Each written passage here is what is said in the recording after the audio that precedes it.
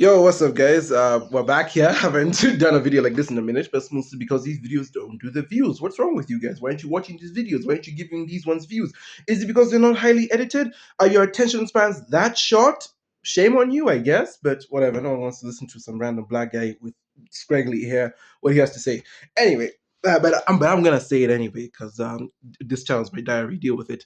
Anyway, today I wanted to talk about a topic that came to mind, and before I talk about it, I figure it's best I give off where I live, sort of. I'm in East Africa. That's where I am. I am from East Africa, raised here, and my entire life is here, right? Not gonna say specifically which country, though. If you're from my main channel, like if you are if you're a long-term viewer on my main channel, you already know which country it is. But that video I made on it is so old and so what do you call it? It has very little views that I doubt anyone recognizes. But whatever. So I'm from East Africa, and that's where this video comes from. This complaint of a video comes from. And in my country, movies are not taken seriously, right? They're not really a respected art form here, and that's mostly because it makes sense. We're a third world country; we have other things to deal with, right? There's corruption going on every day, riots going on every day. We got what do you call it? We have other things to focus on. We're more of the is it blue collar? I hope I'm not getting it wrong, but I hope it's like blue collar workers. You know, the guys who work on in the factories, the industry plants, the farmers. You know, we are more of the primary providers. That's what my country is. We are mostly a primary provider country. We focus on farms and we focus on just getting the basic utilities to get to the next day. We don't focus on tertiary services or things like that. So I understand that movies are very much not priority in this country. We do have like a university or two for movies, but those are very much not serious. I had to go to another country to get some proper education on how to study film myself personally. So very much that's just something I want to get out of the gate. So I understand movies are not a main priority, and that the general public children, the children of the public in this country, aren't too much affected. But I do want to at least talk about it from my point of view. With that said, I want to talk about how streaming has sort of killed movie watching in my country specifically. Again, I'll just say the East Africa region. I don't know how the other two major East African countries deal with it, but I want to talk about just in general, just to at least not go into specifics of where I stay. But I want to talk about how streaming has killed movie watching in my country. And I just remember like back in the 2010s, and this is not even like that long ago. This is oh god, the 2010s are almost like a decade ago. Jesus. I'm like thinking back to like 2016, 2017. That's like 8, 9 years ago. But I remember back in like 2016, 2017 when I was getting into movie watching and uh oh crap, I held the video the wrong way. I'm supposed to hold it like this. Crap. Can I change it? I don't know if I can change it, but I want to hold it like this. It's too late. It's too late. It's too late. You're just gonna have to watch the video like this. I'm sorry guys, you're gonna have to deal with my big head and my room all around me. My bad. My bad. Forgive me. I already spent 3 minutes on this. I'm not going back. Sorry, getting distracted. But I remember back like in the 2010s, especially 2016, 2017, because like that's when my memories are freshest. When I was getting like really getting into movies and wanting to study them and wanting to create my own stories because I am a storyteller at heart. And I and I remember getting movies was like so much easier back then. Basically, you'd go to a movie store, and movie stores were all over the place. Literally anywhere you turn it to, there was always a guy who was burning a DVD disc, and he was putting the movie's data on that disc, and then he'd sell a movie to you for a reasonable price. And so, movie stores were all around the corner, right? It was not like Blockbuster. You just go to wherever, you buy the disc, you get the disc, you go home, you watch the movie, and you continue to live life as normal, rinse, wash, and repeat. And and that's how I lived life. Most of my childhood was just my parents going to movie stores and buying movies for me. We had so many DVDs, we had entire books of them. In fact, I have a bag in my shelf. Let me 1 second. So as you can see here, I have this bag, and this bag is basically the remnants of the movies I was able to keep because we moved quite a bit and we weren't able to keep that folder, that book. I got lost along the way. But these are what the movies we used to get looked like. Star Wars. When I went to go buy Return of the Jedi, this is what the Star Wars disc looks like. We just burned the movie onto this disc. That's because the movie stores here we don't have Blu-ray, we don't have Blockbuster, like what Blockbuster video used to be. The movies you'd have to just go to someone who already had it on like a USB stick or whatever, and then he'd burn it onto a disc here. So we'd have like Star Wars: Return of the Jedi, and we'd have the Meg, the 2018 movie The Meg. Hobbit: The Distillation of Smog, which was called Hobbit 2.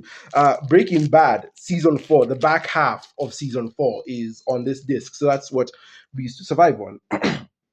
and game movies was like relatively easy back in the day. Sure, the technology was a bit slightly older as it was, so not everything was perfect, and some of these movies would scratch. Like I can't remember which one it was specifically, but one of these movies just could not work. No matter what we did, it would not start. But it was relatively easy back in the day. Again, you kind of had to pay some money for it. Each movie was about 50. I'm not gonna say the word. Yeah, you almost got me. But it was but they were relatively cheap, and basically you could buy movies to fit you the entire weekend if you just like uh, had the right amount of money, you know what I'm saying? And that's what we survived on, as I mentioned. So we'd go to the cinema, and that's another thing in my country as well. Movies being distributed was like a whole other beast in this country, because I remember specifically before, I want to say 2016, movies would arrive late in my country, whereas in like America, if they said a movie's coming out on 2nd June, in my country it would come out like maybe a week or two later, sometimes even a month later. I remember when Despicable Me 3 first came out, and it was supposed to come out on, I think, June 30th or July 31st. It was one of those days.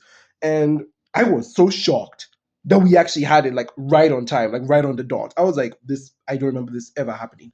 Again, this could be also confirmation bias, because in some of my areas, the movie came out way after the release date, but it's probably like it was way different in other areas. I can't say for certain. I never went to the cinema that much, but I do remember there was a time where a movie came out way later than it was supposed to, and then Despicable Me 3 came out on its exact date, and I was just like flawed that we were allowed to do that. So we were slowly developing.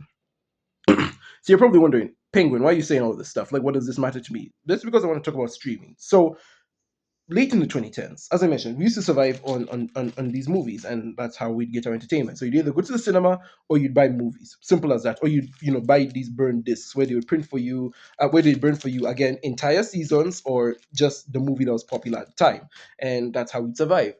So, and it's also one of those reasons that I never grew up on classic movies, but that's for a video on my main channel. We'll get to when we get to that. And that's how it was. Now, streaming was big in the 2010s.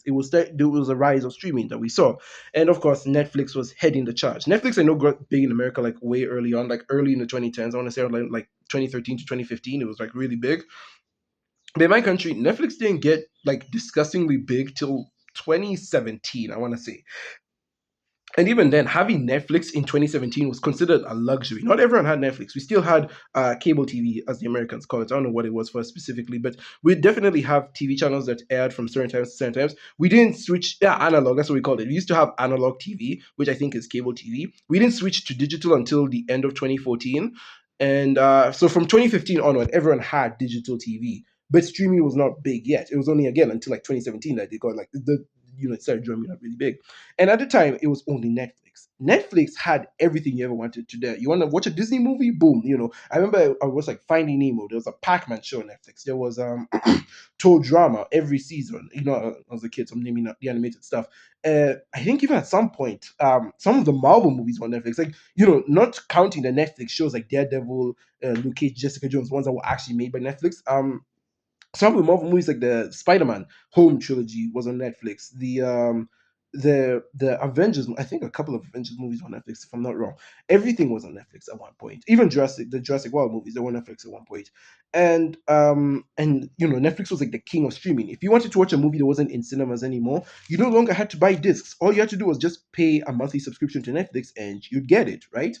And however, everything changed in 2019. As we all know, at the end of 2019, a new streaming service popped into frame, that being Disney Plus. Now, that's not to say Disney Plus was like the second streaming service to exist. We had a bunch of other streaming services. I know HBO Max was still big at the time, but Disney Plus was like, I'm pretty sure, very early in the game. It was like the third or fourth streaming service to step in the game, because everyone else stepped in after Disney Plus. We had Apple TV Plus, we have Paramount Plus, all of them just copying Disney Plus. So Disney Plus came in, and they said, hey, we see Netflix is doing well because they have a lot of movies and shows on the streaming service. We want a piece of that pie. We want a streaming service as well. And so Disney Plus was open. And Disney, if you didn't know, owns a lot of companies. They own Nat Geo Wild. So if you want to watch any Nat Geo Wild, you can't watch it on cable anymore. You have to go to Disney Plus. They own Marvel. They own Star Wars. They own Pixar. They have their own animation division. And on top of that, they were obviously pitching shows meant for Disney Plus originals. So Disney was basically a big juggernaut. They basically rose through the ranks to become like the second or third most successful streaming service, not because they were early to the game, but because they had the properties necessary. Like they had all the right properties to make a streaming service. Disney owned basically everything. If it wasn't owned by Disney, it was probably owned by Warner Brothers at that point. And at this point, that is still very much a true thing. But regardless, Disney Plus opened in 2019, and I was very excited to get Disney Plus because despite what the internet says, I was a Disney fan. I'm still kind of a Disney fan, and sometimes you just have to accept it. Like I've embraced it myself. I know a lot of people don't like Disney, but I like a lot of what Disney owns. I like Marvel, I like Star Wars, I like Pixar, and and so I was very excited to hear that Disney Plus was a thing because these were like all my favorite franchises and IP under one roof. Come 2019, and Disney Plus isn't available in Africa whatsoever in any shape or form. And I remember being bummed out by that. And then I had to remind myself, all right, we are a third world continent, and I'm specifically in a third world country. So I fully understand that Disney Plus isn't here yet, but maybe it will take a couple of years. Netflix took a couple of years to get here. So it makes sense that Disney Plus will take a couple of years to get here. So throughout all the pandemic era, no Disney Plus, right? Post pandemic, here we are, still no Disney Plus. To this day, there is no Disney Plus in East Africa. There is no Disney Plus, there is no HBO Max. The only streaming services we have are Amazon Prime and Netflix. I think there might be something more, but we don't have HBO Max. We don't have Disney Plus. We don't have Hulu. We don't have Paramount Plus. Yeah, I think that's it. We really only have Amazon and Netflix. That's it. And Amazon is kind of like recent too. I know when did Amazon come in? That was like pandemic era. So like late 2020, early 2021. That's when Amazon started making its way to East Africa. So very late in the game. Netflix already had like a strong foothold here. Like now by the pandemic era, I'm pretty sure like at least 50% of the houses you would go to in my city, they would have Netflix, 100%, if not all of them. But I'm pretty sure most houses would have had Netflix at that point because, again, cable TV was dead. And most of the old streaming services we used to use, because like we used to have like different actually streaming networks like GoTV, DSTV, that kind of stuff. Those basically died out. Some houses still use them, but and they made it through into the digital era. But mostly everyone now relies on Netflix for entertainment. So after Disney Plus came in, they basically said we don't have any branches in Africa and we are not planning to branch out into Africa anytime soon.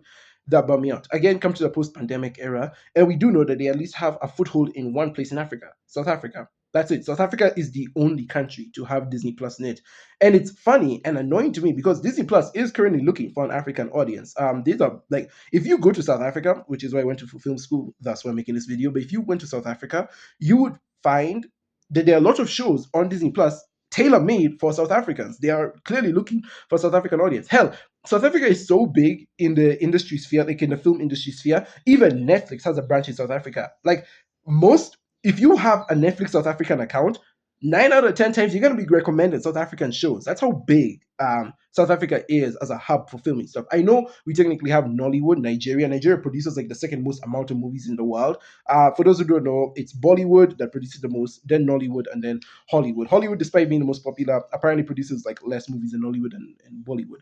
And so despite even Nigeria like having a better, stronger, and longer foothold on the film industry in Africa, South Africa is more popular and obviously, more friendly to the Americans, I guess, that they were able to get a stronger foothold first. Now Netflix caters to South Africans. Disney's looking to cater to South Africans. I remember they released like even two shows that were African centric. One was a Nigerian show, which again I think it's very ironic that they made a Nigerian show and Disney Plus isn't available in Nigeria. Like, who the frick is this for? And the other one was an all African show, basically different talent, right? Different artists from different countries in Africa came together and they created a show which they put on Disney Plus. And I think that was really cool. I think I haven't talked about it before, but it's called Kizazi Moto. Check it out if you haven't already. That's the thing. So Disney Plus was only in South Africa, and it showed that they clearly had a favor into South Africans, mostly because again, South Africans were the only ones buying their service. But it again makes me very frustrated and very annoyed. It's like, okay, you made it very clear you're not planning to branch into Africa anytime soon, or you're not in Africa anytime soon. So why are you in South Africa, and why are you investing so much into South Africa instead of branching to the rest of Africa? Like I know I mentioned we're a third world country and movies are not like our main priority, but it's still a healthy enough audience of people who would buy a streaming service. Netflix has proven that. Most people in my city have Netflix. I do not think it would be a stretch to assume most people have Disney Plus. And the reason why I'm stressing this so much is because again, back in the day, everything was on Netflix. The minute Disney decided to do its own thing, they pulled a lot of their stuff from Netflix. So every Pixar, Marvel, and Star Wars movie that was on Netflix, gone, right? Onto Disney Plus. Meaning, imagine this. You're a kid who and I want you to imagine this scenario, right?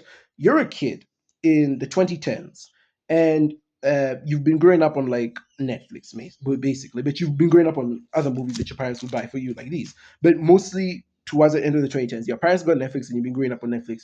Imagine how weird it is to wake up one day and half of those movies and shows you were interested in are gone. And let's face it, most children grow up on Disney movies. We're still in an age where Disney's are very much a powerhouse that most parents would still rather grow up their kids up on Disney movies, right? Ask a kid what their favorite movie is. They'll tell you something like, okay, in this day and age, they'll tell you something like K-pop Demon Hunters, but like, 2, 3 years ago, ask a kid what their favorite movie is. They'll tell you something like Frozen, right? Wreck-It Ralph, Toy Story, Lion King, that kind of stuff, right? Kids are still watching Disney movies to this day. So just imagine that Disney has lost a huge chunk of the audience by removing a bunch of their films off of Netflix. And remember, Netflix, everyone went to Netflix because everything could be found there. But since Disney owns the most popular IP and they stripped all those IP off Netflix, now Netflix kind of has nothing to their name. Not nothing to their name, obviously. They still have a bunch of stuff that they're popular for, Stranger Things, Orange is the New Black. Like Netflix still has their own stuff. The hell, Wednesday is now their flagship show. So Netflix still has a few stuff on their side, but it's clear that they lost quite a bit of people when all that stuff went to Disney.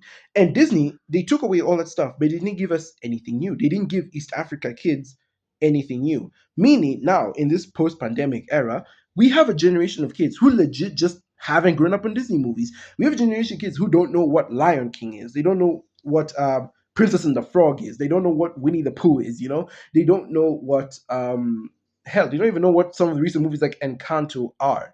And from my perspective, obviously that's heartbreaking because I grew up on Disney, so it's obviously heartbreaking from my perspective. But it's kind of crazy to see that because Disney, you can't get, as I mentioned, in my country, it's borderline impossible to get Blu-ray DVDs and whatever.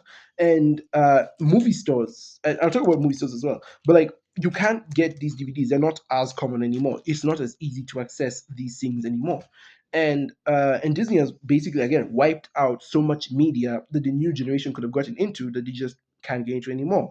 And obviously, from Disney, these other streaming studios come in. But I want to talk about Disney specifically because they are really the main perpetrators of this and then the main killers of movie watching in my country. So, obviously, from after the whole drama with Netflix, other streaming services started to pop up. We got Paramount Plus, we got Apple TV Plus, and they're producing their own things. And a lot of stuff, good stuff, has come out of these streaming services. Just because they're less watched doesn't mean that there isn't good stuff to be found there. But it's of course, as it goes, because these new streaming services are popping up, more and more IP and whatnot is being taken away from Netflix. Movies are leaving Netflix at a fast rate. And I especially remember, like during the late pandemic era, like 2021, 2022, around there, movies were leaving Netflix like flies dropping. They were losing so many movies, and of course, a lot of audience watched them. I think there was a point where Netflix was even like so scared they should have paid. I can't remember who they paid, but they paid a company to keep Friends on the site because people love rewatching Friends. They love rewatching Friends. They love rewatching Big Bang Theory because sitcoms and comedies bring in good money. And Netflix was so worried about all these things going that they just straight up said, "We'll pay to keep them here. We don't even care anymore. We'll pay to keep them here." Which of course, did keep audiences around because audiences love their sitcoms. I'm not a huge sitcom guy, so that's not my area, but I do know enough about sitcoms to say that they're very culturally relevant. It's like the one thing I feel like movie that's like in the film industry that's broken out into the mainstream world that people are like, we need this to survive. Like we need sitcoms to survive in general, and it's interesting to look at that. But yeah, so in the 2020s, the streaming wars were underway, and I remember being very excited for the streaming wars. I know a lot of people saying, "Oh, the streaming wars are gonna kill movies." Oh, how dare they? Like, it was kind of like the video game ruckus as well, because a lot of people were on the whole video game, physical media versus digital media kind of thing, and they were saying, "Oh, this is the death of video games. What do you mean studios want us to be comfortable owning our video games?" And a lot of people were on this case with streaming services because there was like a lot of cases of lost media and switching things behind the scenes and so on and so forth. And a lot of people are worried about the streaming wars, right? Not only are we isolating people, but people are paying more to own many streaming services when before, again, all these movies and shows were on one streaming service. Why are we paying more money for all these types of streaming services when we were so comfortable owning only one streaming service? And then, not to mention, the streaming services were also bringing in ads to their stuff. Apparently, there's ads on Amazon Prime and Disney Plus, and it's like, why? We left cable TV for this. We did not ask you to bring cable TV back, and so on and so forth. On the one hand, I was very excited for streaming, mainly because ads aren't in my country. Up to now, Netflix hasn't implemented ads into their streaming services, which I'm very thankful for. Thank you, Netflix. Please keep that up. But they haven't brought ads into their shows and movies. But I remember I was very excited. I'm like, okay, well, more streaming services mean more movies and shows, obviously, and more of the stuff we love. I was like, Disney Plus, that means more Marvel and Star Wars content.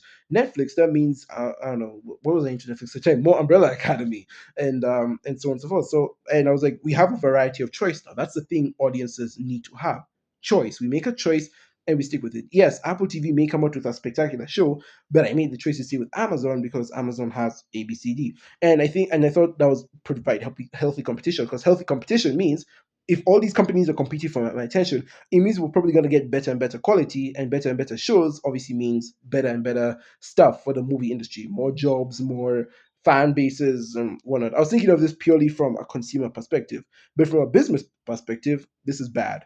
I agree with the people, and I've since been converted. I don't think it's good to have this many streaming services, and I agree with the people who say that we it was better when we had fewer. I think three streaming services is all we really needed. I don't think we need to have the 10 that we have now. We certainly don't need streaming services like Peacock. Apple TV I heard is good, but like even that one I don't think we need. I think really you just needed to like the big three. Just keep Amazon, Disney, and HBO or Netflix, yeah. But like that's it. You didn't need to do all this stuff. You didn't need to have people literally digging into their wallets just to pay for all the streaming services.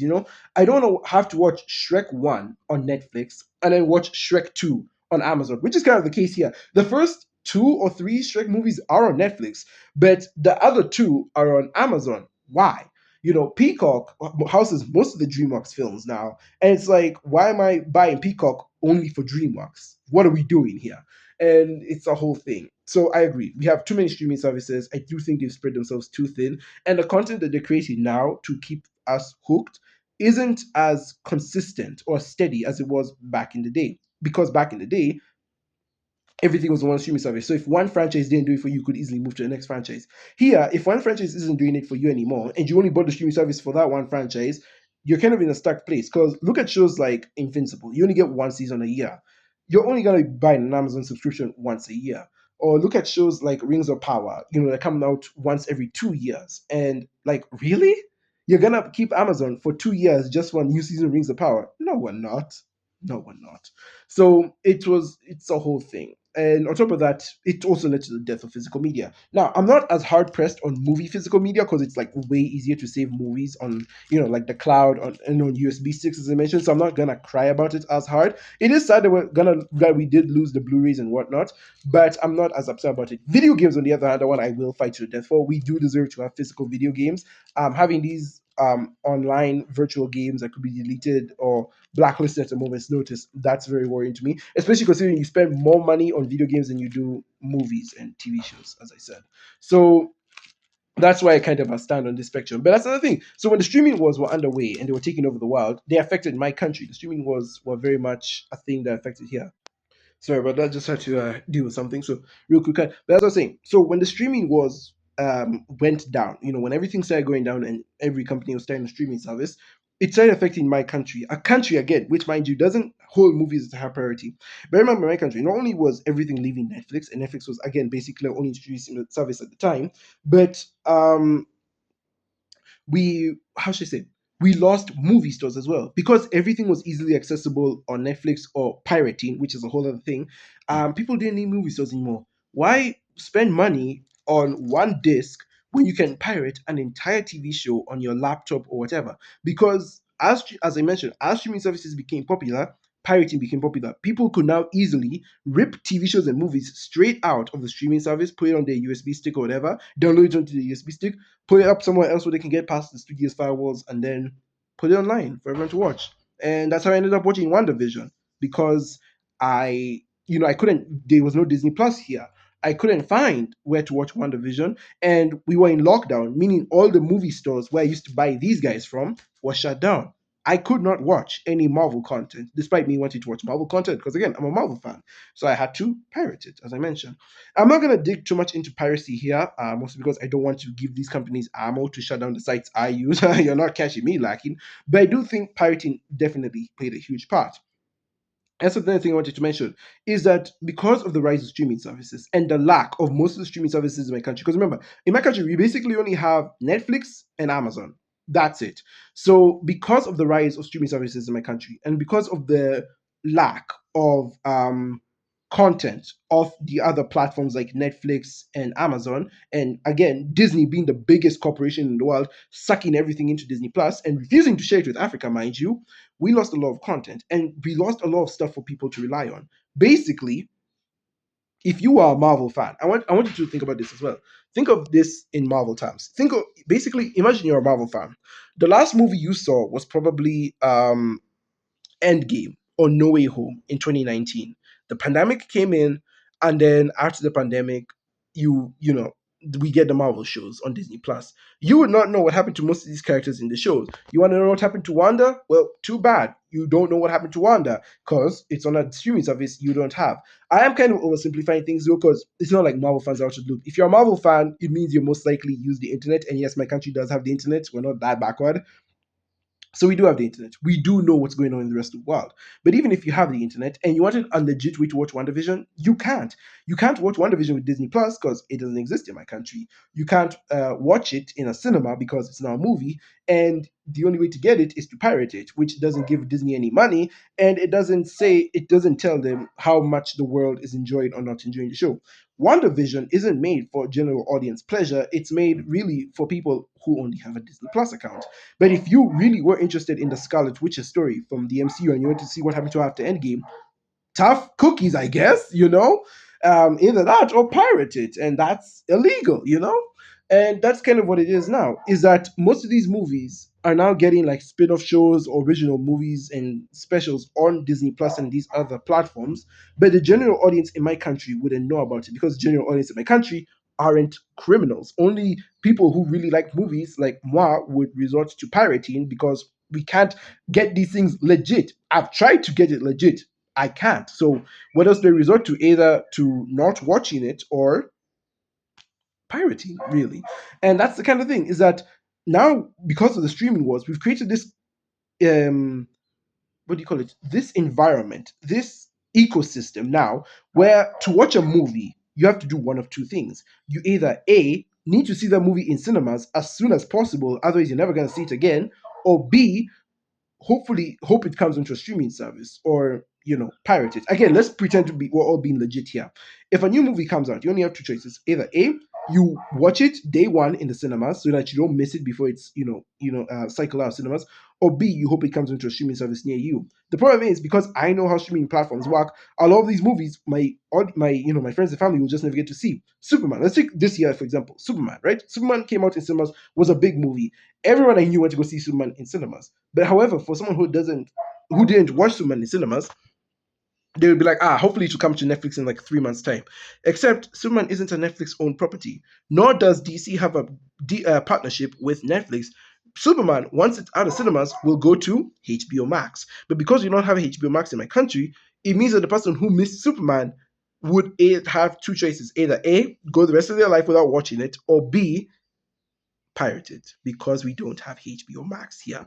And I think that's the main crux of this issue, at least my issue, is that the streaming wars have effectively killed movie watching, or they've killed the loyalty of their general audience before. Because I've said this many times in this video, movies are not a big thing in this country. However, for the people, and especially the kids who grew up on movies, they miss out on a lot of things because the streaming services have pulled their stuff away. Kids now, they if they don't see Zootopia 2 in cinemas this coming November, they're never gonna see it.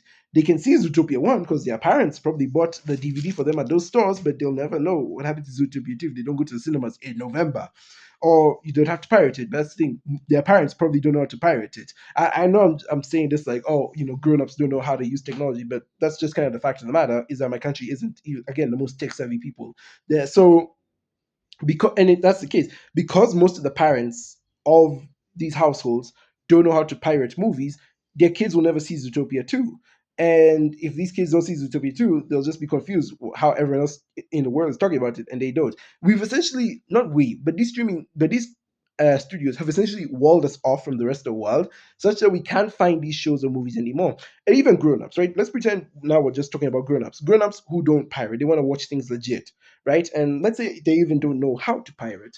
they miss out on a lot of good content, right? Because of the streaming wars, a lot of now the grown-ups in my country are missing out on some spectacular shows that they'll just never see. Andor, right? They can't watch it. That's on Disney Plus. House of the Dragon. If you are a Game of Thrones fan in the 2010s, I pity you because Game of Thrones, again, you could burn the entire series onto a DVD. You can't do that anymore because not only are all the movie stores dead, but um how should I say? But now you legit have no way of knowing if a new Game of Thrones show is coming out or a new season is coming out. So any Game of Thrones fans in my country, which actually there were surprisingly a lot of back in the day, but any Game of Thrones fans in my country won't know House of the Dragon exists because we don't have HBO Max.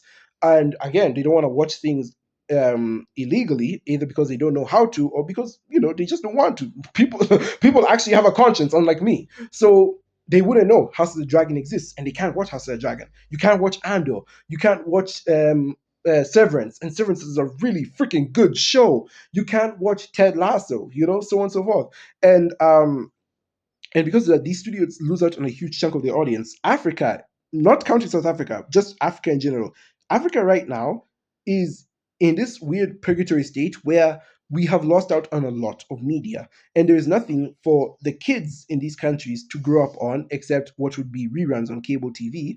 And the grown ups are missing out on some really good stuff that would help them create films like that would help them gain a deeper appreciation and understanding for film. If it's not on Netflix or Amazon, we don't know what to do with ourselves, essentially, in the movie sphere, that is. Like, everyone in my country knows what Invincible is. Everyone in my country knows what Wednesday is. But ask them what Andor is, you'll get some eyebrow raises. Mandalorian did break into some spaces, like it was just like that popular, so some people know what Mandalorian is. But ask them what freaking, as I mentioned, ask them what Andor is, you'll get so many question marks.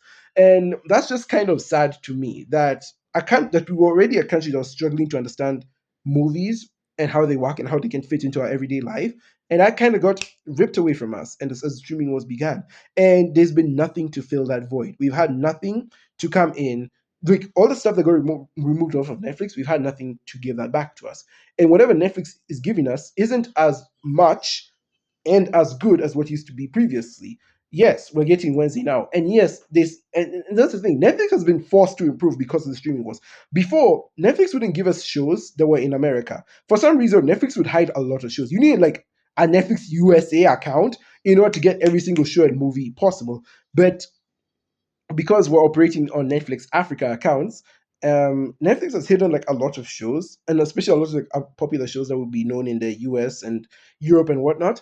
And because the streaming was now they've been forced to give us those shows, we now get to see these shows that we just previously weren't privy to before the pandemic. So Netflix has been forced to give us like as many shows as they can, and they've been forced to try and like find the next big thing for us to latch onto. So they have the Stranger Things, they have their Wednesday, they used to have Umbrella Academy, and that's just not enough. Like three shows isn't enough to keep the general audience engaged. You need to produce something new for to keep as many people as possible entertained. So now we have like Bridgerton, which definitely took the world by storm, and that's the one that they are parading as their new horse. So Bridgerton and Wednesday are like the golden goats of Netflix, and it's just interesting to see. So the streaming wars definitely have sparked competition, but I will say it's not very healthy competition. It's not healthy on the audience. And the kids of this day and age, because they have nothing else to watch, assuming the only thing they have nothing else to watch, they have to resort to other means. Because the kids of this day and age only have Netflix to rely on, Netflix and Prime.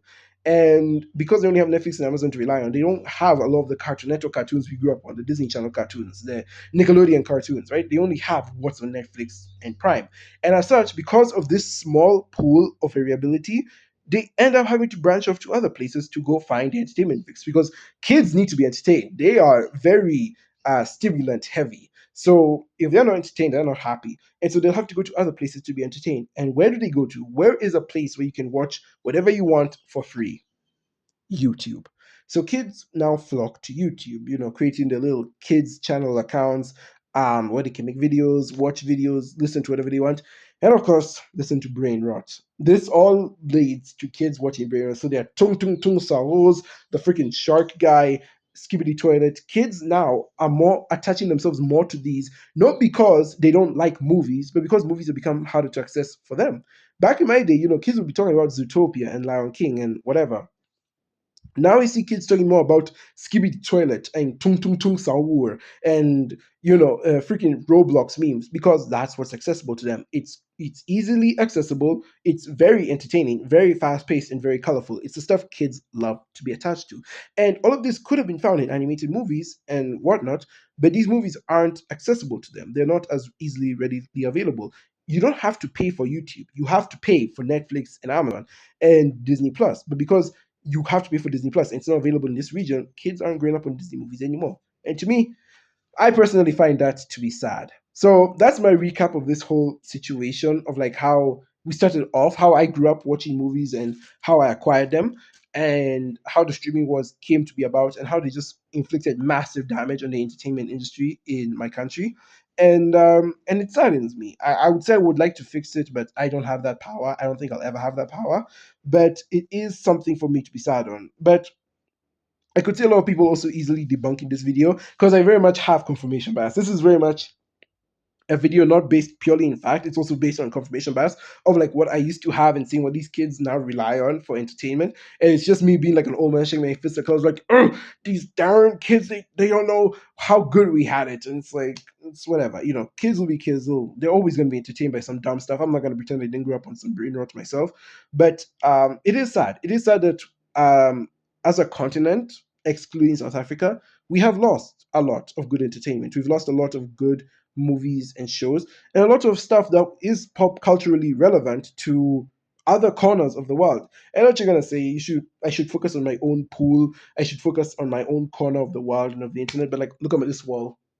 Look at this wall. I am very much a Western enjoyer, so that ain't changing anytime soon. Yeah, anyways, I just wanted to say that I thought this was going to be a quick video, but as always, I ended up rambling. But you guys tell me if there are four people who end up watching this video. Tell me, what do you think of the streaming services? And if you're in Africa, how have they affected your area? I'm very interested to know, just so I get this confirmation bubble I'm in. But yeah, so that's going to be all for me. See ya.